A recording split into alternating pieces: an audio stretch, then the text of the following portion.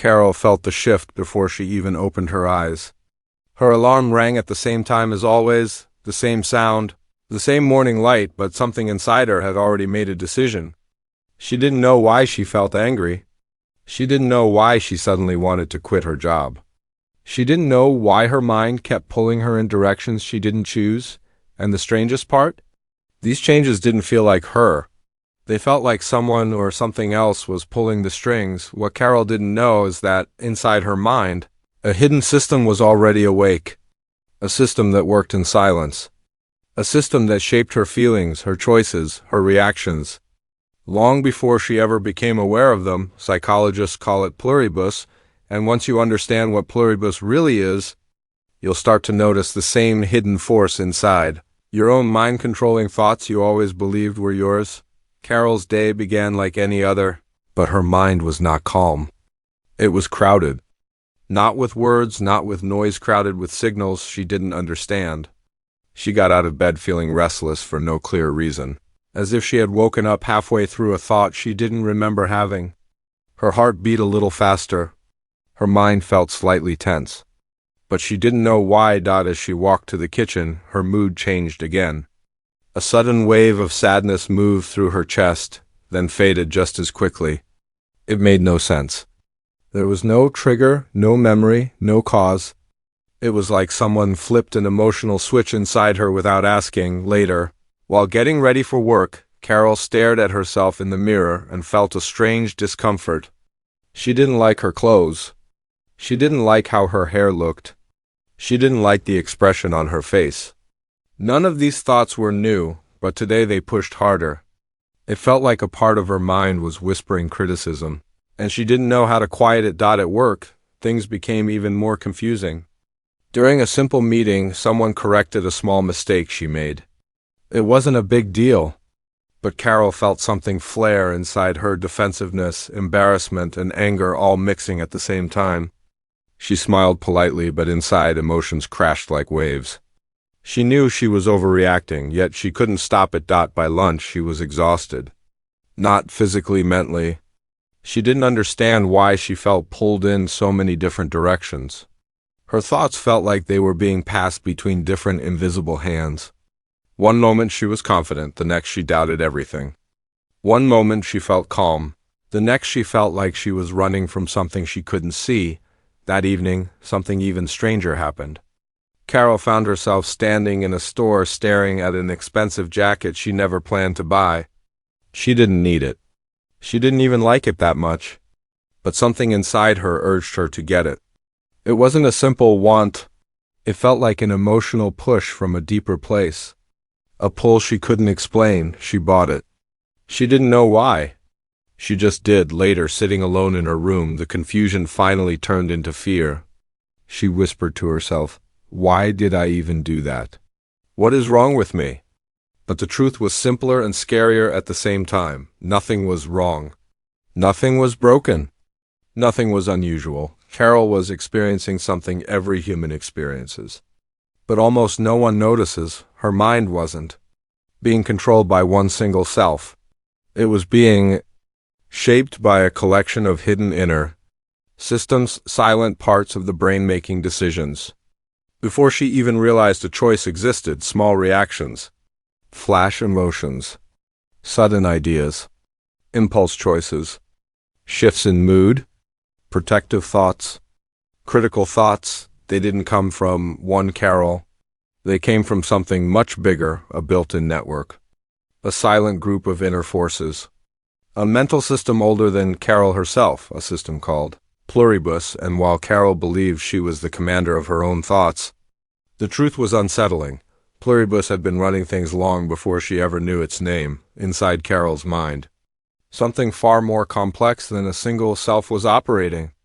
Most people imagine the mind as one voice, one personality, one steady stream of thought. But that idea is only a story we tell ourselves. The truth is far more layered, far more alive, and far more surprising. Our minds are not a single voice. They are a full system working behind the scenes. A group of inner forces that guide what we feel and how we act. And this group has a name, PLURIBUS. PLURIBUS is not a monster. It is not an outside spirit or a hidden ghost. It is the natural design of the human mind. A design that formed over thousands of years, shaped by fear, survival, memory, logic, instinct, emotion, and imagination. It is a team of inner parts, each one with its own job, its own way of thinking, and its own influence on the choices Carol makes. The first part of Pluribus is the pattern seeker. This part constantly looks for meaning in everything Carol sees. When someone pauses before speaking, the pattern seeker tries to guess why. When Carol gets a strange feeling, it searches for a reason. It does this to protect her, but sometimes it creates connections that are not really there, making her feel uneasy or unsure. Next is the logic engine. This part speaks in calm, structured thoughts. It tries to solve problems before they happen. It tries to keep Carol's life safe and predictable. But the logic engine can be cold and distant, and when it takes control, Carol feels like she is only thinking, not feeling. It can make her overthink simple things until she feels stuck. Deep inside sits the understory, the part that carries emotional memories. It remembers every moment that made Carol feel joy, shame, fear, or love. Even when she forgets the event, the understory remembers the feeling. It can push old emotions into the present without asking permission, causing her to react to today with the weight of yesterday. Then comes the risk regulator. This part watches for danger, even the smallest kind. It tells Carol when something feels unsafe. It pushes her away from people who might hurt her, even if she can't explain why. But it can also overreact, turning harmless moments into threats, making her heart race when nothing is actually wrong. The inner narrator shapes the story Carol tells herself. It comments on her choices, her looks, her dreams. It tries to make sense of her life, but sometimes it can become harsh, repeating negative lines so often that Carol begins to believe them. The biological instinct is older than all the others. It does not speak in words. It speaks through urges, needs, impulses. The sudden craving for comfort, the quick jump of fear, the desire to run, to rest, to fight, to hide. It is raw, powerful, and fast. Beneath that, working quietly, is the unconscious processor. It takes in millions of details Carol never notices. Sounds, faces, reactions, tiny changes in tone. It compares them to her memories and tries to guide her decisions before she even knows one is being made. At the core of Pluribus sits the self-image core. This part holds Carol's sense of who she is. It tries to keep her identity stable. If someone challenges her, this part reacts instantly, trying to defend the idea of Carol. Even when the real Carol doesn't want to argue, all these parts, these voices, forces, and systems work together. Not always in harmony, not always peacefully, but always with a purpose. They push, pull, guide, and sometimes fight each other for control. Carol feels their influence as sudden moods, quick choices, strange emotions, and unexpected thoughts. She thinks she is deciding, but Pluribus is already moving, already calculating, already shaping. This is the system running Carol's mind, a silent team inside her, a crowd beneath her single voice, and in ways she never noticed. Pluribus has been acting long before. Carol realized she wasn't alone inside her own head. Carol always believed her choices came from a single place, a clear, steady voice inside her that said, "This is what I want." But the truth showed itself in small, quiet moments when she wasn't paying attention. Pluribus didn't reveal itself through big dramatic events. It worked in the space between moments, through tiny sparks and silent shifts that shaped her day. It began with a simple morning choice. Carol stopped at a cafe before work, planning to buy her usual drink. But when it was her turn to order, the words that came out of her mouth surprised her. She asked for something completely different, something she never drinks. As she walked away with the cup in her hand, she frowned, wondering why she changed her mind at the last second. She didn't know that inside her mind, the pattern seeker had noticed the drink someone ahead of her ordered. The understory linked it to a pleasant memory she wasn't aware of, and the instinct part wanted something sweet for comfort. By the time Carol reached the counter, her choice had already been made for her. Later that day, she walked into her office feeling calm. But as soon as she sat down, her chest tightened. Something felt wrong. Nothing had happened, no one had spoken, but her body reacted as if a silent alarm had gone off.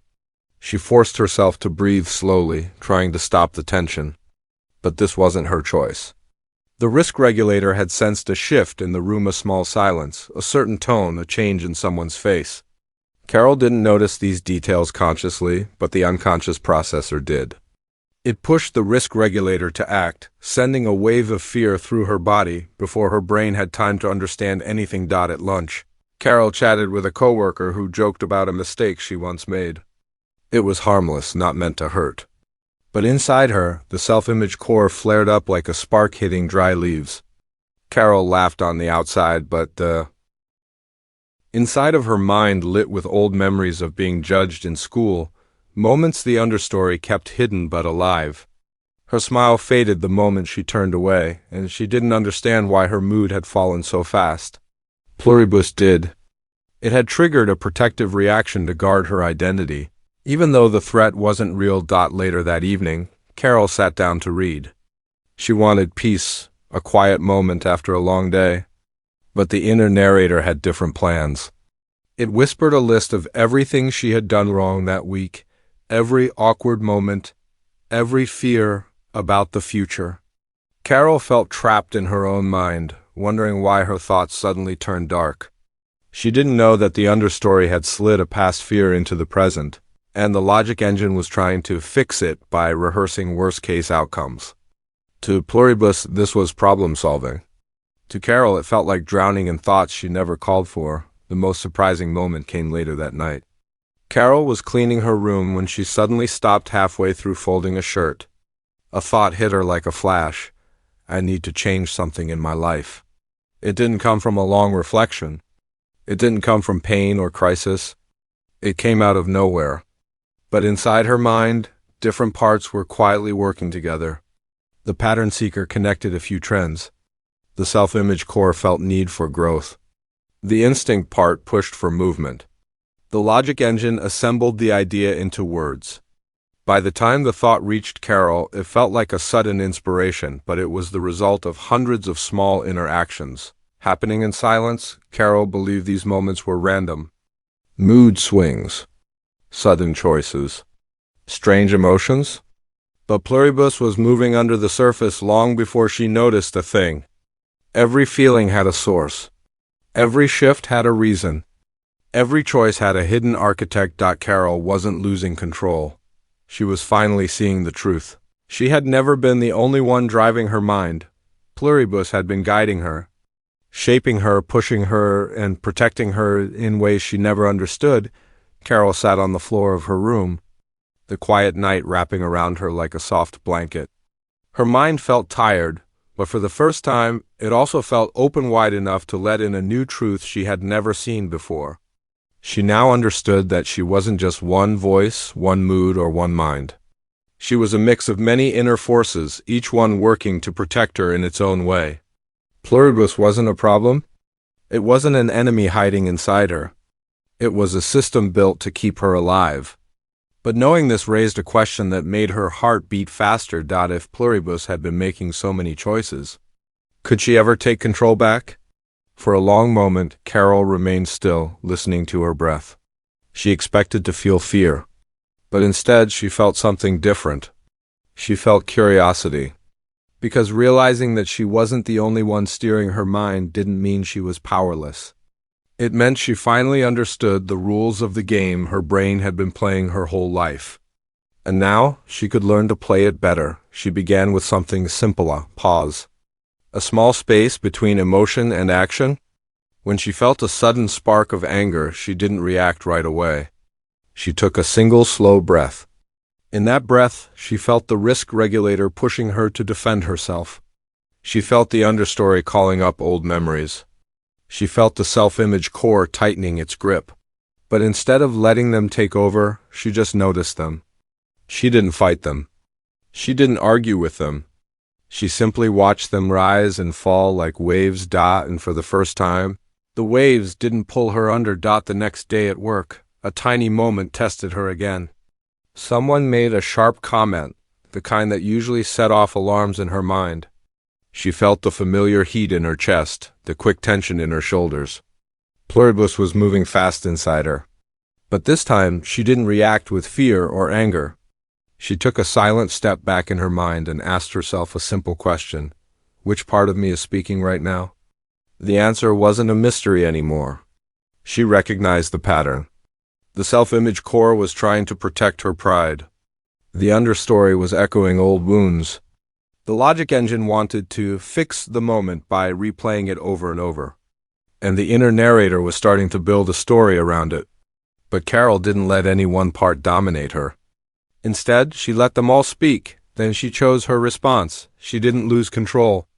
She claimed it. A few weeks later, Carol noticed a deeper shift. The sudden impulses that once swallowed her began to soften. The mood swings that once felt random became easier to understand. She no longer blamed herself for being emotional or curious or fearful. She understood that these reactions came from different inner parts trying their best to help her, even when they used the wrong tools. Pluribus hadn't been working against her, it had been working for her silently, blindly, and sometimes recklessly. But now, she wasn't blind to it anymore. With awareness came something powerful. Carol began to guide Pluribus instead of letting it guide her. She learned to let the logic engine speak when she needed clarity. She let the pattern seeker explore when she needed ideas. She listened to the understory when she needed to understand old pain. And she softened the risk regulator when she knew she was safe. Her mind wasn't a battlefield anymore. It was a team finally learning to work together. And with time, a deeper truth formed inside her. Pluribus wasn't a dictator.